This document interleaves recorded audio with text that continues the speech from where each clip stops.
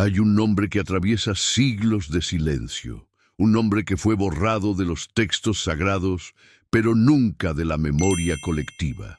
Un nombre que provoca incomodidad cuando se pronuncia en voz alta. Lilith.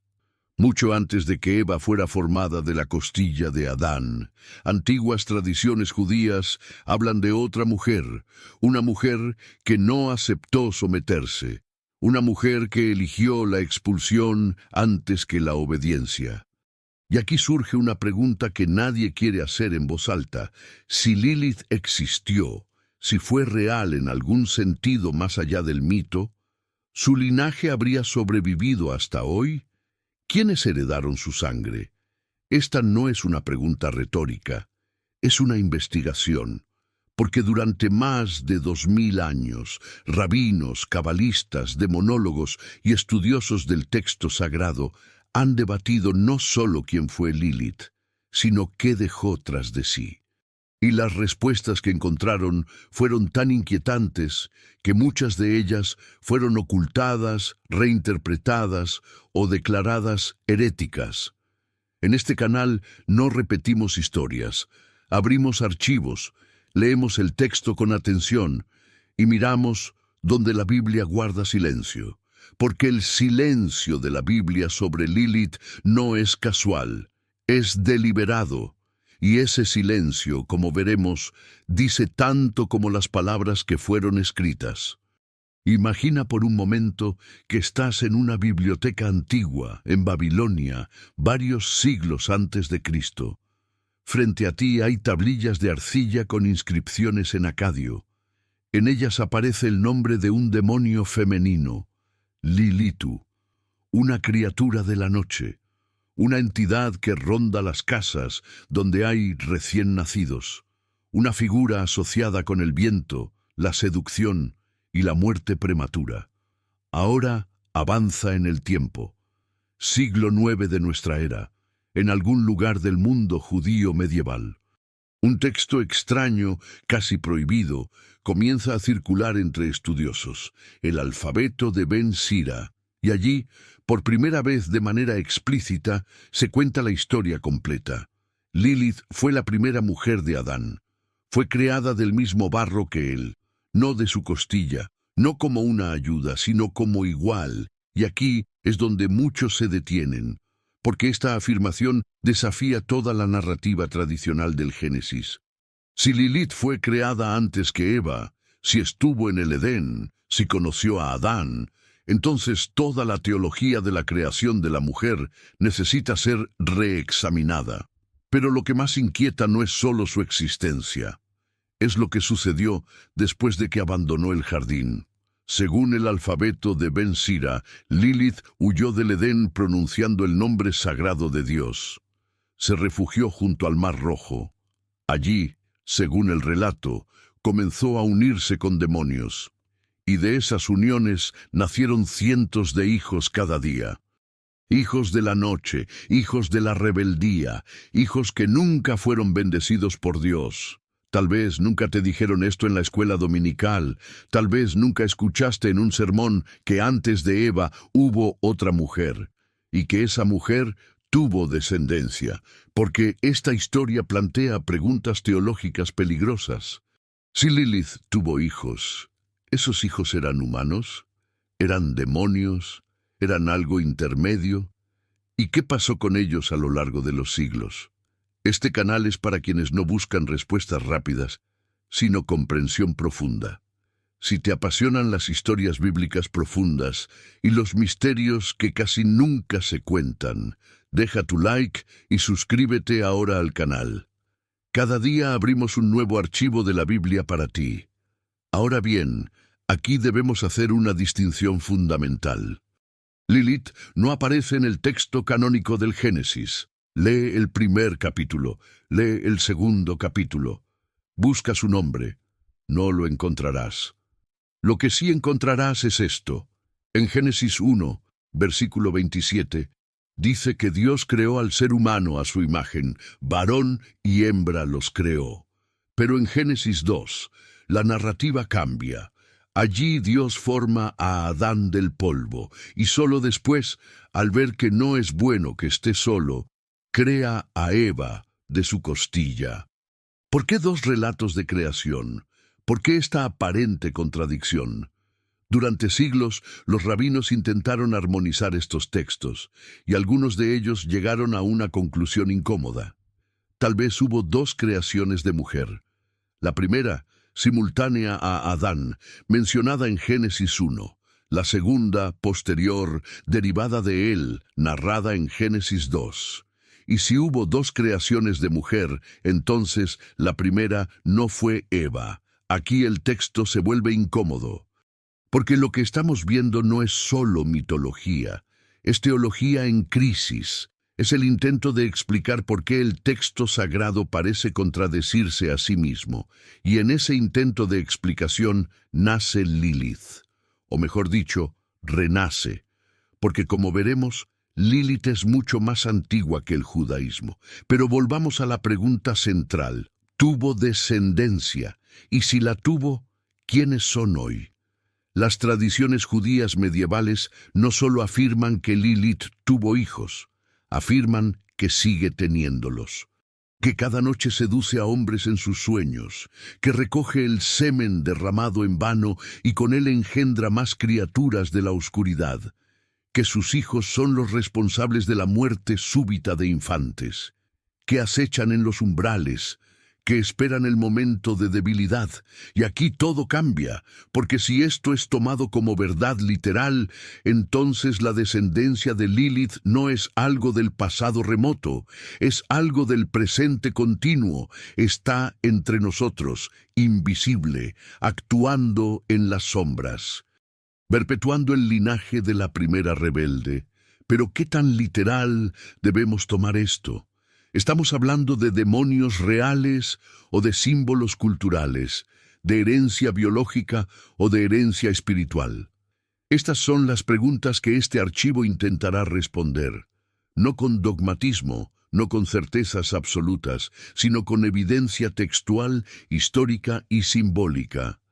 Porque la verdad sobre Lilith no está en un solo lugar, está fragmentada, está en tablillas mesopotámicas, está en textos apócrifos judíos, está en tratados cabalísticos, está en amuletos medievales, está en maldiciones escritas en las paredes de casas antiguas, y está, curiosamente, en el propio texto bíblico, aunque escondida bajo capas de traducción y censura.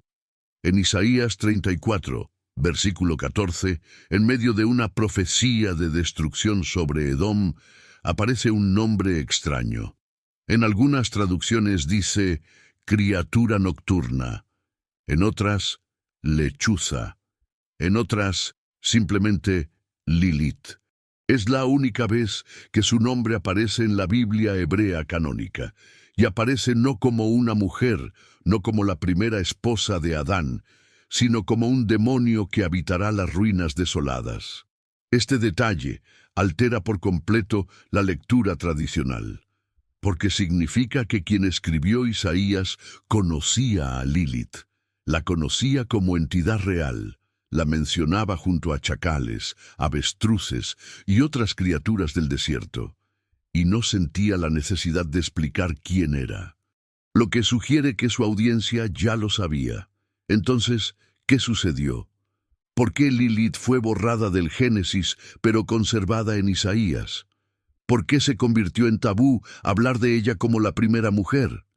¿Y por qué, a pesar del silencio oficial, su historia nunca murió? La respuesta es compleja y tiene que ver con poder, con teología, con el control de la narrativa sobre la mujer, el pecado y la obediencia. Porque en muchos contextos religiosos antiguos, Lilith llegó a representar algo difícil de integrar en una teología ordenada. Una mujer que dice no. Una mujer que abandona el paraíso porque el paraíso tiene condiciones inaceptables. Una mujer que prefiere el desierto a la sumisión. Y si esa mujer tuvo descendencia, entonces su linaje es el linaje de la resistencia. Es el linaje de quienes no aceptan el orden establecido. Es el linaje de quienes cuestionan, desafían y buscan su propio camino, aunque ese camino sea peligroso. Este archivo no termina aquí. Recién estamos abriendo el primer sello. En los próximos bloques vamos a examinar exactamente qué dice la Biblia y qué no dice. Vamos a entrar en los textos apócrifos. Vamos a rastrear a Lilith desde Sumeria hasta la Edad Media. Vamos a ver cómo rabinos, demonólogos y cabalistas interpretaron su descendencia.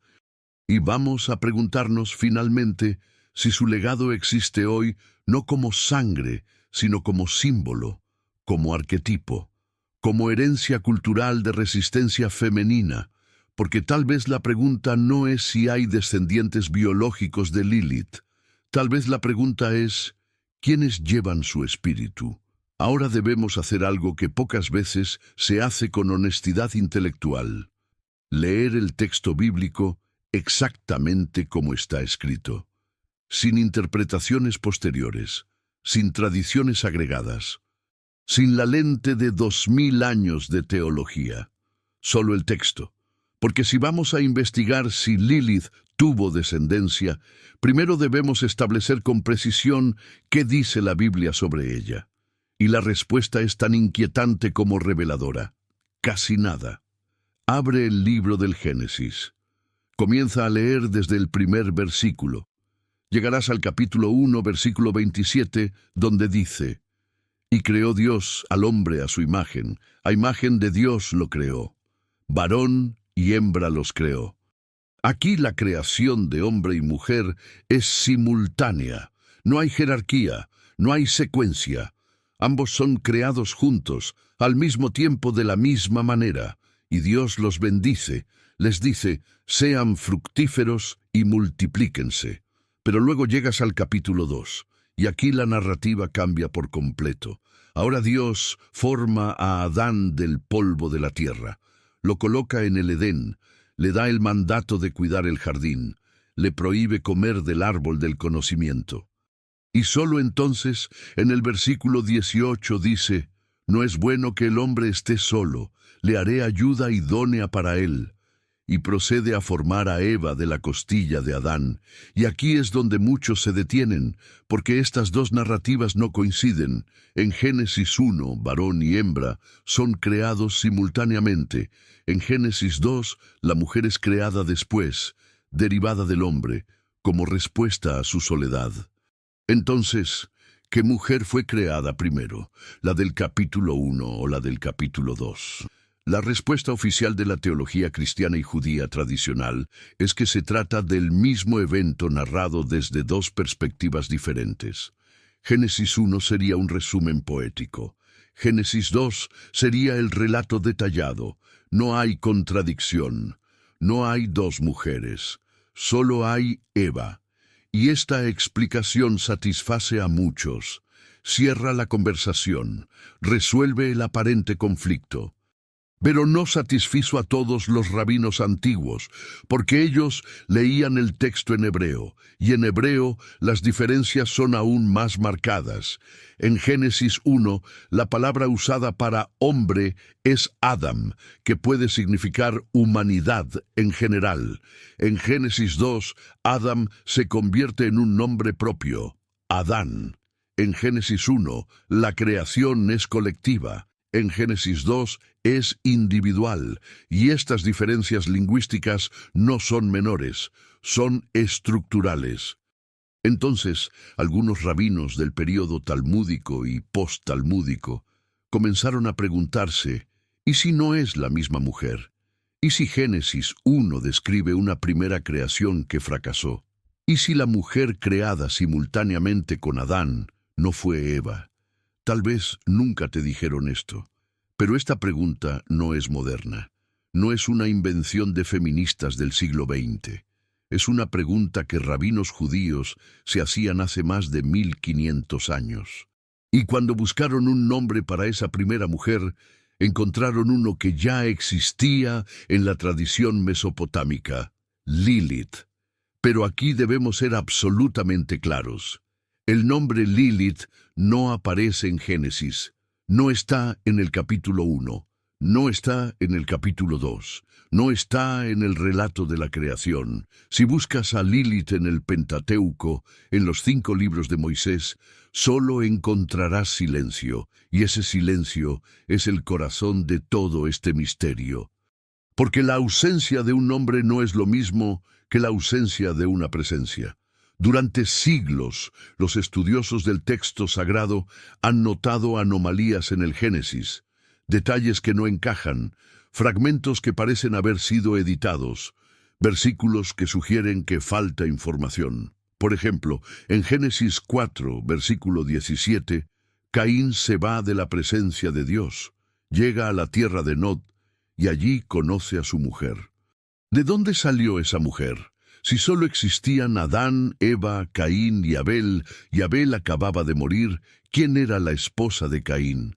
La respuesta tradicional es que era una hermana no mencionada, que Adán y Eva tuvieron muchos hijos e hijas que no fueron nombrados. Y esto es posible, pero la pregunta sigue ahí, ¿por qué el texto no lo aclara? Y aquí el texto se vuelve incómodo, porque lo que estamos viendo es que la Biblia, especialmente en los primeros capítulos del Génesis, no es un relato completo. Es un relato editado, compilado, con capas de diferentes fuentes, y donde hay compilación, hay omisiones. Donde hay omisiones, hay preguntas, y donde hay preguntas, nacen las leyendas. Este silencio plantea una pregunta teológica incómoda, porque si Lilith hubiera sido incluida en el texto canónico del Génesis, toda la narrativa sobre el pecado original cambiaría. Ya no sería Eva la primera en desobedecer, sería Lilith. Ya no sería la serpiente la primera en cuestionar a Dios, sería Lilith. Y eso habría creado una dificultad narrativa. La primera rebeldía no habría sido por debilidad, sino por igualdad. Lilith no habría desobedecido porque fue engañada. Habría desobedecido porque exigió el mismo estatus que Adán. Ahora bien, hay un lugar en la Biblia donde el nombre de Lilith sí aparece. Y no es metafórico, no es simbólico, está escrito, en hebreo, sin ambigüedad. Es en el libro de Isaías, capítulo 34, versículo 14. El contexto es una profecía de destrucción contra Edom. Dios anuncia que la tierra será convertida en desolación. Y entre las criaturas que habitarán esas ruinas, menciona a Lilith. En la mayoría de las traducciones modernas, este nombre ha sido reemplazado. En la versión King James en inglés dice Screech Owl, lechuza chillona. En la Reina Valera en español dice criatura nocturna. En otras traducciones, búho del desierto o simplemente fantasma. Pero en el texto hebreo original, la palabra es clara, Lilith, Lilith. Y aquí todo cambia, porque esto significa que el profeta Isaías, escribiendo en el siglo VIII o VII antes de Cristo, conocía a Lilith. La mencionaba como una entidad real, una criatura asociada con la desolación, la noche, el desierto, y no sentía la necesidad de explicar quién era, lo cual sugiere que su audiencia ya lo sabía, que Lilith era parte del imaginario cultural de Israel en ese período. Entonces, ¿qué sabían los antiguos israelitas sobre Lilith que nosotros hemos olvidado? ¿Y por qué ese conocimiento fue deliberadamente oscurecido en las traducciones posteriores? La respuesta nos lleva fuera de la Biblia. Nos lleva a Mesopotamia, a Sumeria, a Babilonia, porque Lilith no nació en el judaísmo. Es mucho más antigua. En las tablillas cuneiformes de Sumeria, que datan de casi 2000 años antes de Cristo, aparece una figura llamada Lilitu. Es un demonio femenino, una criatura del viento, asociada con la tormenta, con la seducción nocturna, con la muerte de niños recién nacidos. En el poema épico de Gilgamesh hay una referencia a un árbol julupu donde habita una criatura llamada Lilith Ki. Inanna, la diosa del amor y la guerra, intenta cultivar ese árbol, pero no puede porque Lilith ha hecho su nido en el tronco. Gilgamesh debe intervenir, destruir el nido y expulsar a Lilith hacia el desierto. Este detalle altera por completo la lectura tradicional. Porque lo que vemos es que Lilith, antes de ser asociada con Adán, antes de ser la primera mujer, antes de ser parte de la tradición judía, ya era una figura mítica en el cercano Oriente Antiguo. Era el nombre que se le daba a los peligros nocturnos, a las enfermedades que mataban a los niños sin explicación, a los sueños eróticos que visitaban a los hombres en la oscuridad. Y cuando los escribas judíos estaban compilando el libro del Génesis, conocían estas tradiciones mesopotámicas. Habían estado en el exilio en Babilonia, habían escuchado las historias, habían visto los amuletos protectores contra Lilith. Sabían quién era, y tomaron una decisión: no incluirla en el relato oficial de la creación, pero no pudieron borrarla por completo, porque estaba demasiado arraigada en la conciencia cultural, así que la dejaron en Isaías, escondida, disfrazada como una criatura del desierto, presente, pero no explicada, mencionada, pero no desarrollada. Y durante siglos eso fue suficiente. Lilith permaneció en los márgenes del texto bíblico, en las notas al pie de la teología, en las advertencias que las madres susurraban a sus hijas, en los amuletos que se colgaban sobre las cunas de los recién nacidos, presente pero invisible, conocida pero innombrable, hasta que en algún momento del período medieval, rabinos cabalistas decidieron que el silencio era insostenible, que había que darle voz a lo que había sido silenciado, que había que contar la historia completa, y escribieron el alfabeto de Ben Sira. Este texto, compilado probablemente en el siglo IX o X de nuestra era, es extraño, es satírico en algunos momentos, es vulgar en otros. No fue considerado texto sagrado, no fue incluido en ningún canon oficial, pero fue leído, fue copiado, fue discutido, y fue allí, por primera vez de manera explícita, donde se contó la historia. Lilith fue creada junto con Adán, del mismo barro, como igual. Y cuando Adán intentó imponerse sobre ella, Lilith pronunció el nombre inefable de Dios, adquirió alas y huyó del Edén. Y la pregunta que el texto responde de manera inquietante es: ¿qué hizo después de huir? Según el alfabeto de Ben Sira, Dios envió 3 ángeles tras ella. Sambi, Sansambi y Semangelaf le ordenaron regresar. Ella se negó. Los ángeles amenazaron con matar a 100 de sus hijos cada día. Ella aceptó la maldición, pero declaró que a cambio ella misma mataría a los hijos de Adán y Eva, bebés humanos, recién nacidos, en venganza eterna.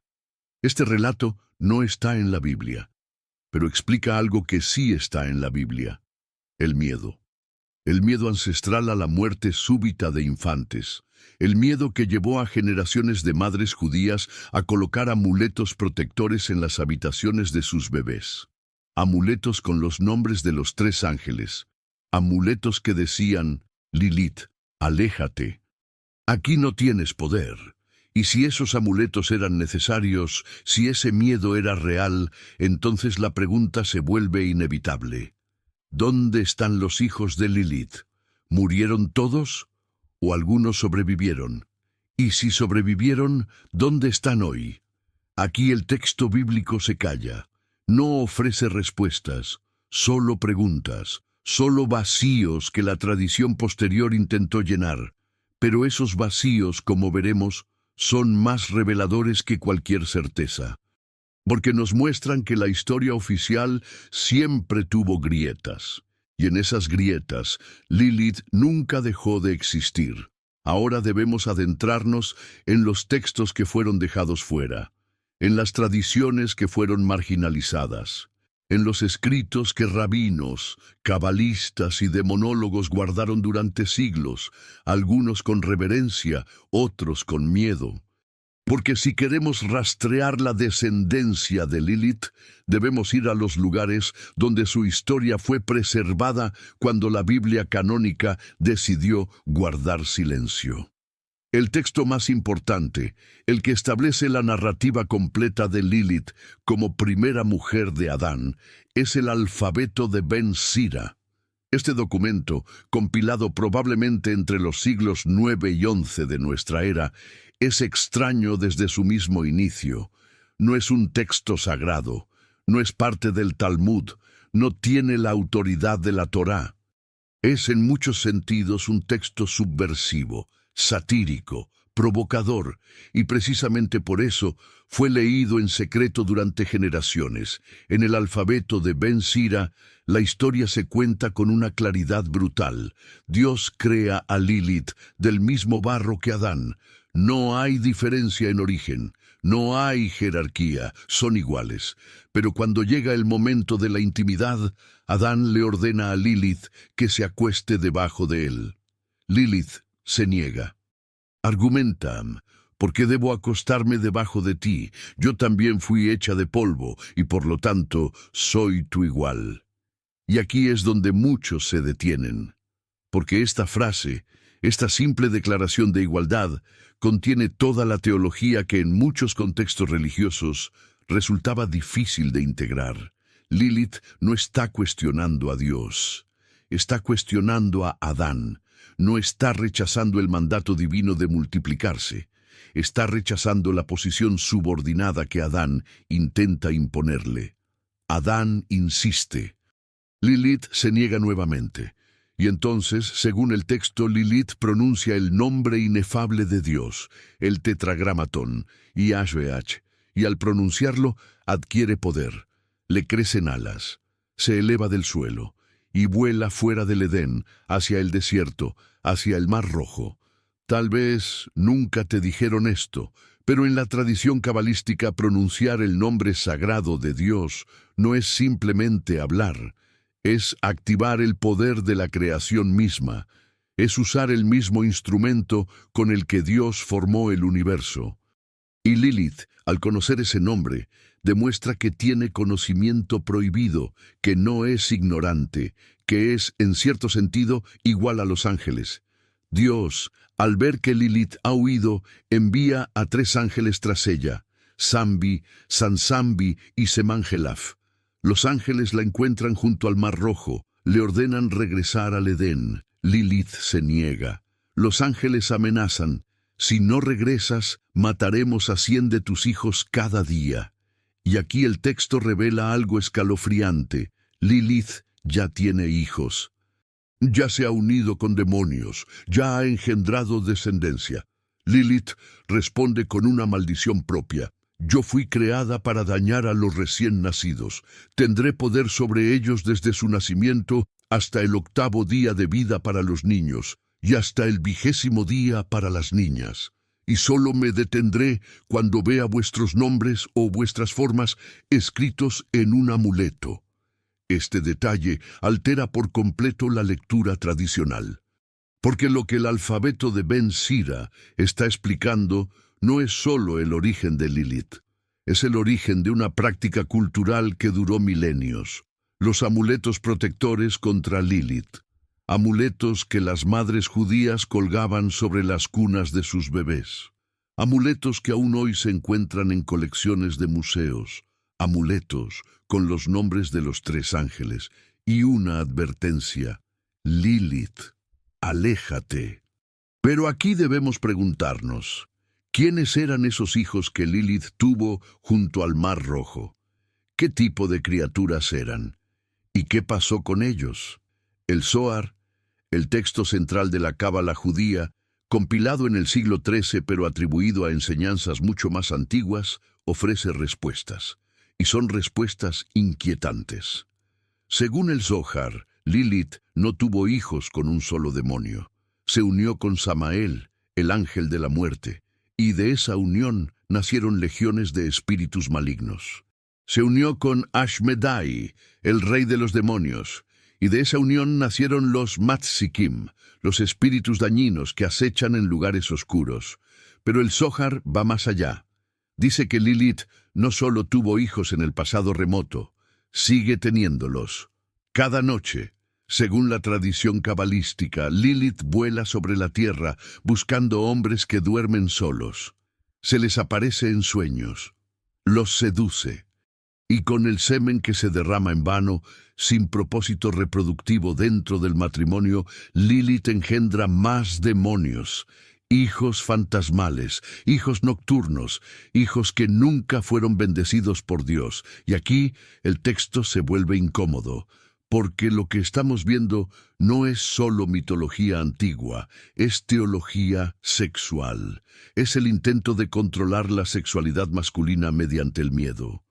Si un hombre tiene emisiones nocturnas, si derrama su semilla fuera del contexto matrimonial, entonces, según esta interpretación, está literalmente engendrando demonios, está contribuyendo a la descendencia de Lilith, está perpetuando el linaje de la rebeldía.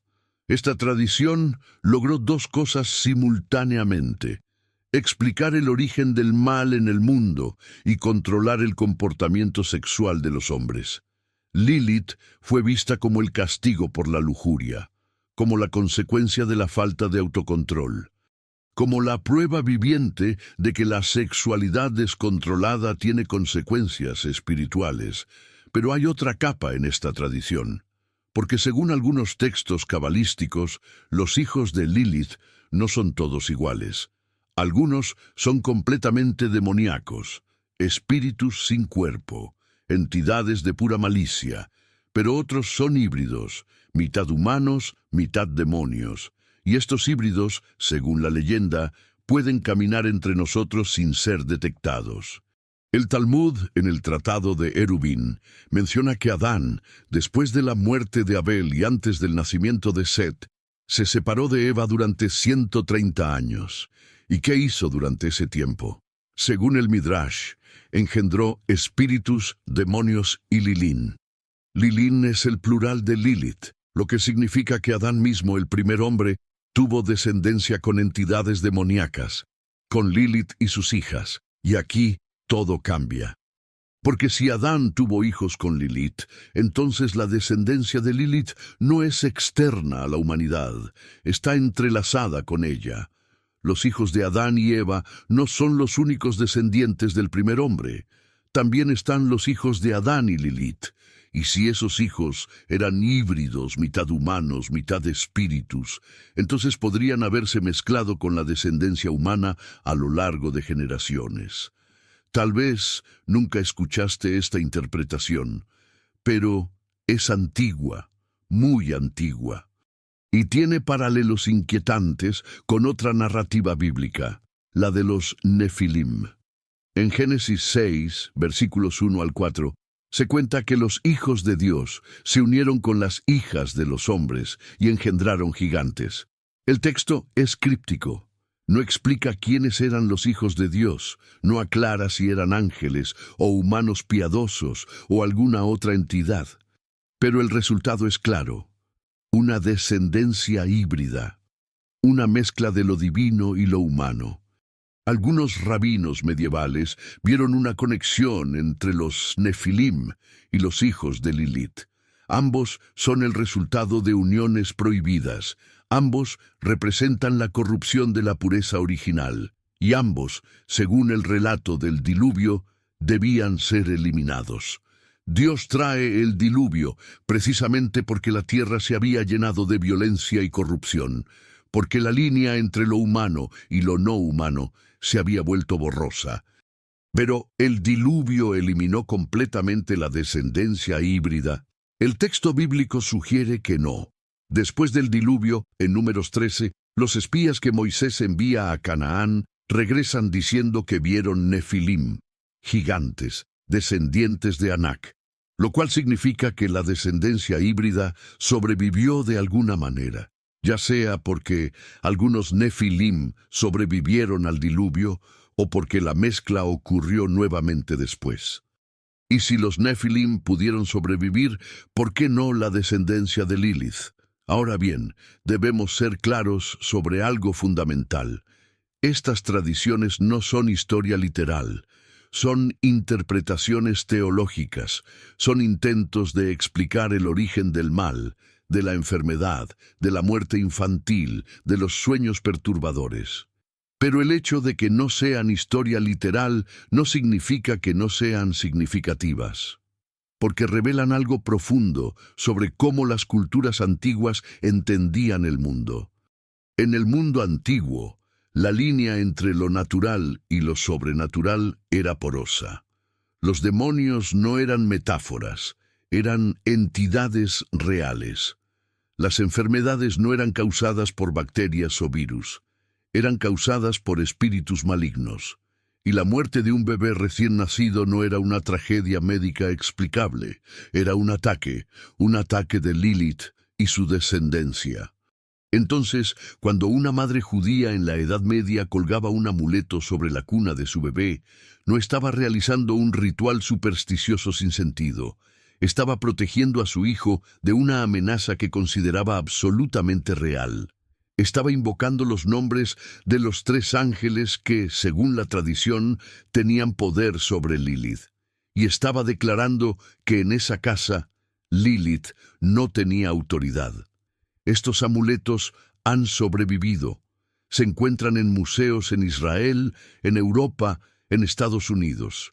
Algunos están escritos en pergamino, otros en papel, otros grabados en metal. Pero todos dicen esencialmente lo mismo. En nombre de Sambi, Sansambi y Semangelaf, Lilith no tiene poder aquí. El niño nacido en esta casa está protegido. Y la pregunta que surge es, ¿protegido de qué exactamente? ¿De una enfermedad que la medicina aún no sabía tratar?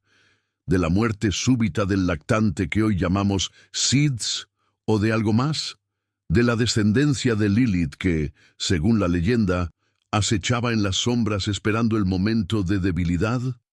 La tradición cabalística desarrolló toda una demonología alrededor de Lilith y su descendencia. Se habla de 4 reinas demoníacas, y Lilith es la primera. Se habla de 78 demonios principales que son sus hijos directos. Se habla de miles, millones de espíritus menores que descienden de ella, y todos ellos tienen características específicas.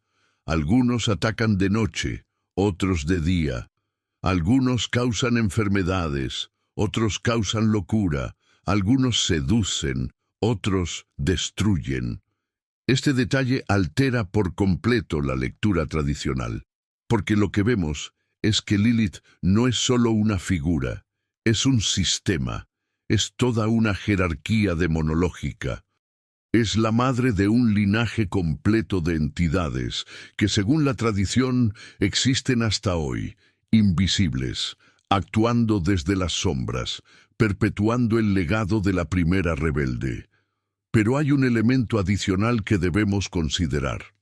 En algunas tradiciones cabalísticas, especialmente en textos del siglo XVI y XVII, Lilith fue interpretada no solo como enemiga de la humanidad, sino como una fuerza necesaria, como el aspecto femenino de Samael, el ángel de la muerte, como la contraparte oscura de la Shekhinah, la presencia divina femenina.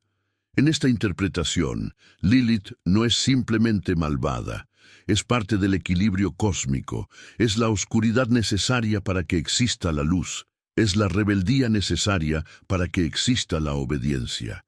Y si Lilith es necesaria, entonces su descendencia también lo es. No como enemigos a ser destruidos, sino como fuerzas a ser comprendidas, limitadas, negociadas. Y aquí la pregunta sobre su descendencia adquiere una dimensión completamente diferente.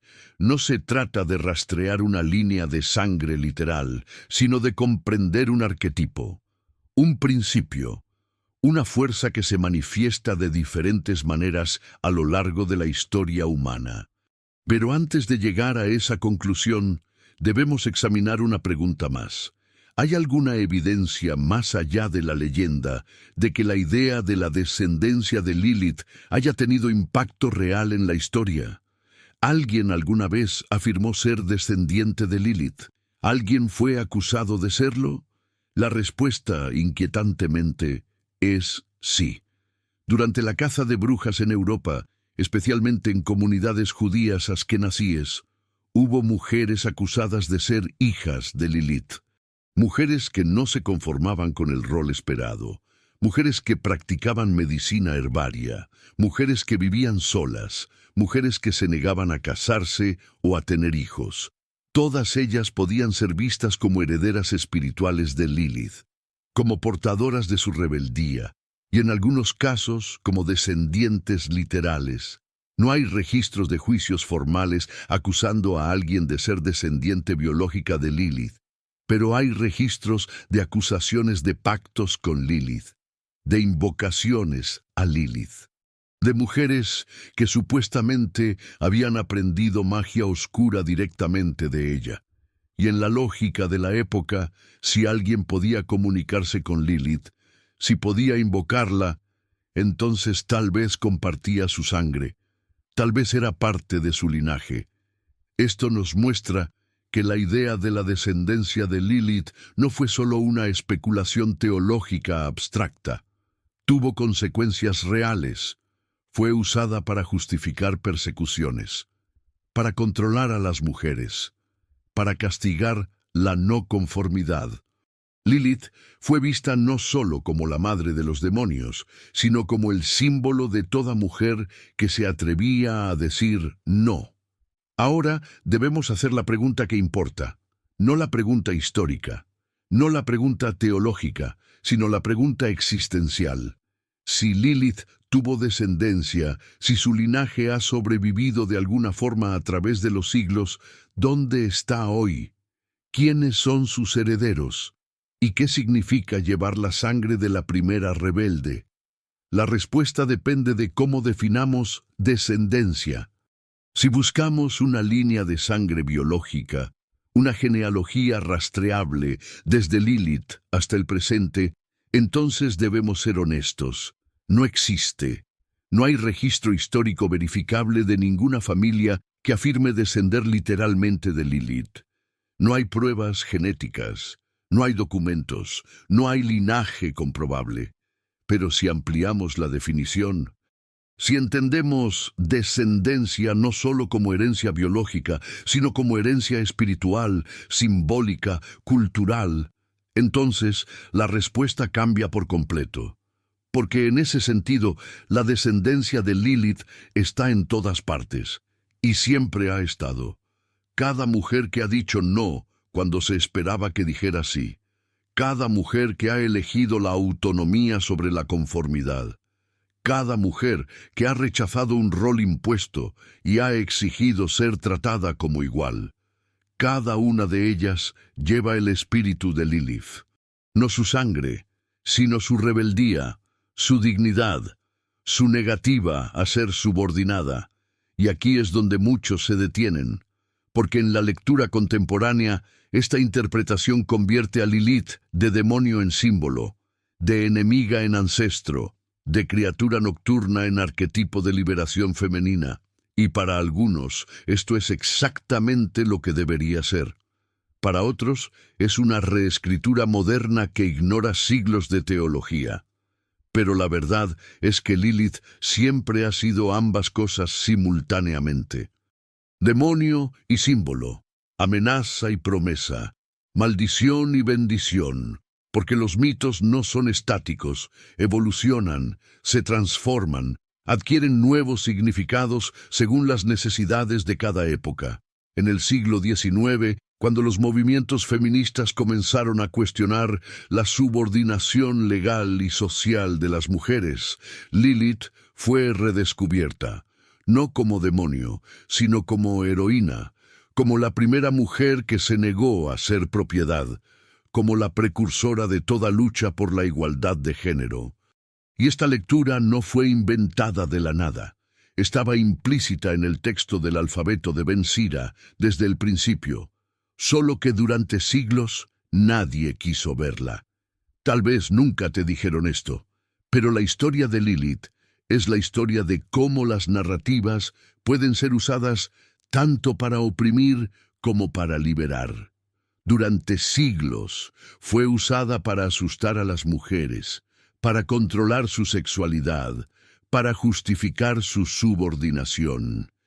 Pero en el siglo XX, especialmente a partir de los años 60, fue reclamada, reinterpretada, convertida en símbolo de resistencia. Poetas como Sylvia Plath escribieron sobre Lilith, artistas como Anselm Kiefer la representaron, teólogas feministas como Judith Plaskow la rescataron del infierno y la colocaron en el jardín como igual legítima de Adán. Y hoy, en pleno siglo XXI, Lilith aparece en películas, series, novelas, canciones, ya no como la villana, sino como la protagonista de su propia historia. Pero este rescate simbólico plantea una pregunta incómoda. ¿Estamos simplemente proyectando nuestros valores modernos sobre un mito antiguo?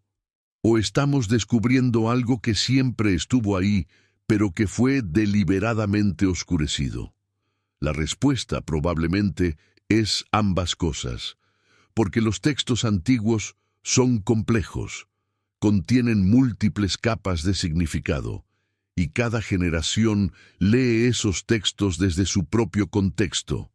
Lo que los rabinos medievales vieron como advertencia contra la desobediencia femenina, nosotros podemos verlo como afirmación de la dignidad humana.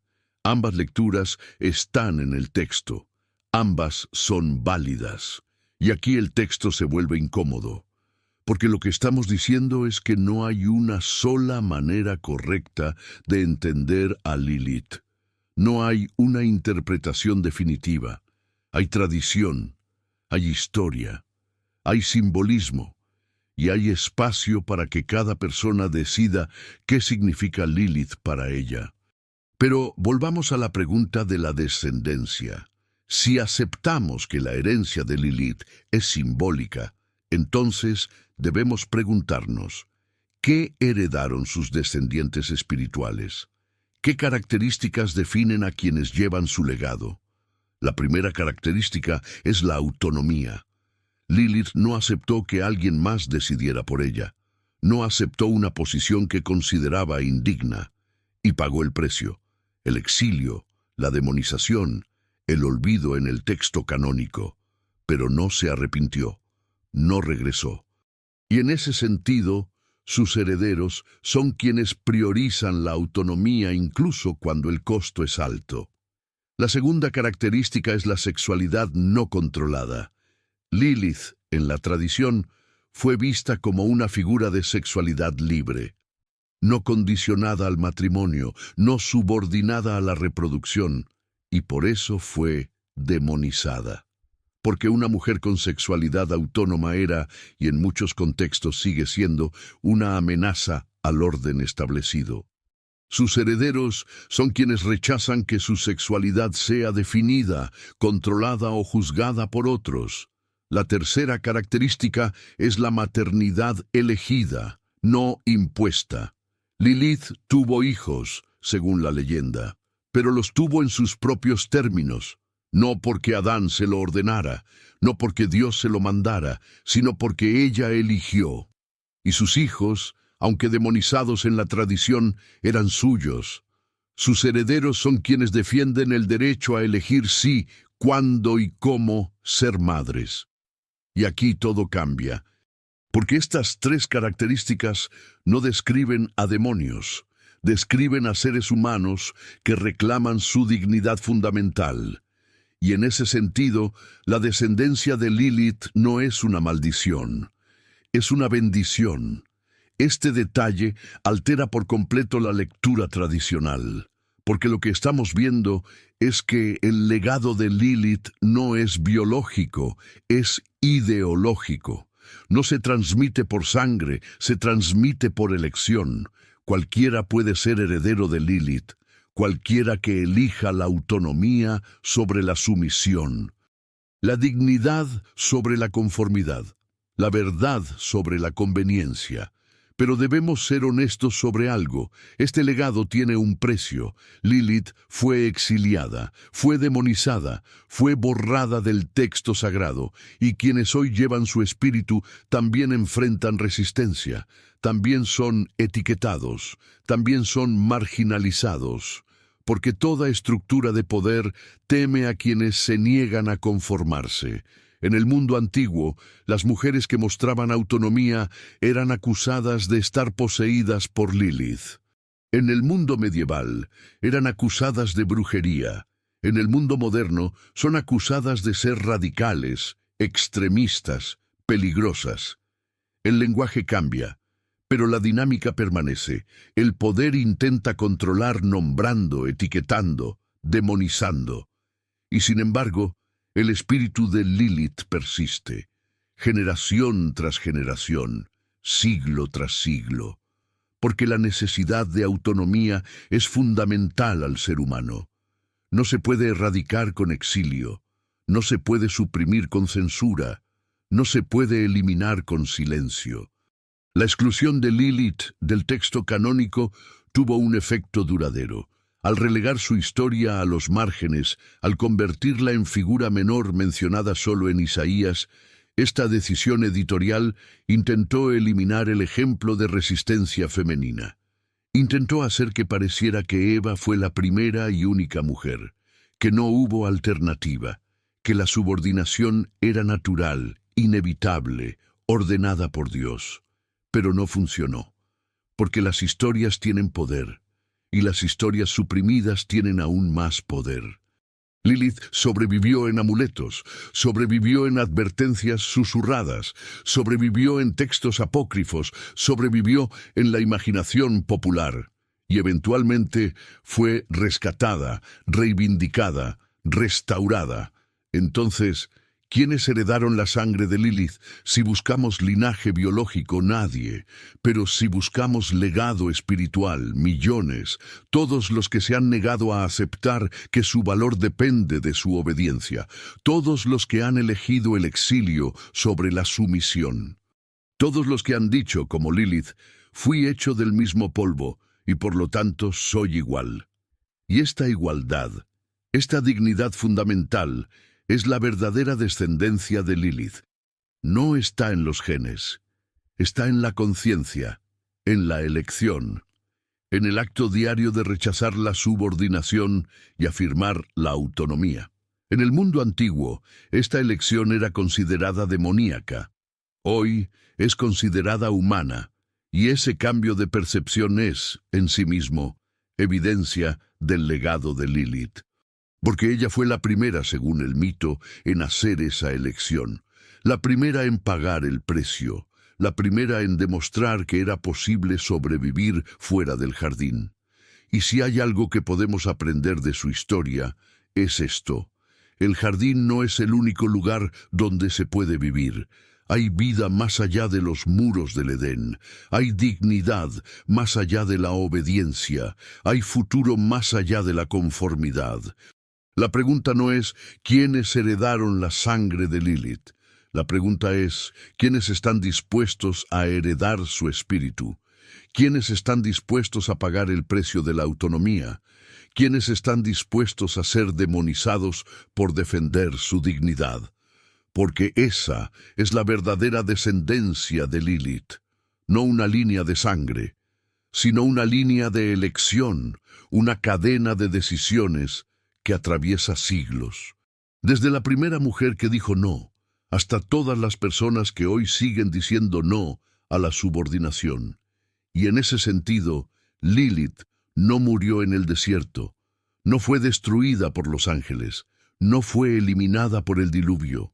Vive en cada acto de resistencia, en cada afirmación de dignidad, en cada negativa a aceptar lo inaceptable. Aquí no cerramos preguntas. Abrimos archivos antiguos y dejamos que el texto hable. Y lo que el texto dice, cuando lo leemos sin miedo, es que Lilith fue silenciada, pero nunca derrotada. Fue demonizada, pero nunca destruida. Fue borrada del relato oficial, pero nunca de la memoria colectiva.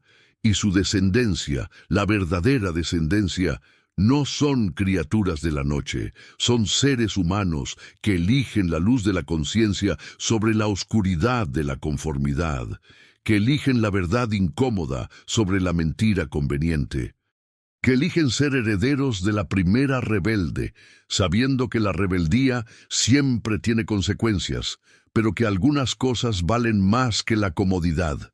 Si esta historia te ayudó a ver la Biblia con otros ojos, deja tu like y escribe en los comentarios lo que más te llamó la atención.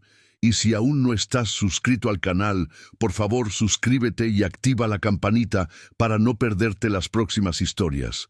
Gracias por ver este video y hasta la próxima. Este archivo no termina aquí. Otros relatos antiguos están conectados con esta historia. Otras figuras silenciadas esperan ser descubiertas. Otros vacíos del texto sagrado aguardan ser explorados. Porque en este canal no repetimos lo que todos saben, abrimos lo que casi nadie cuenta. Y la historia de Lilith es solo el principio.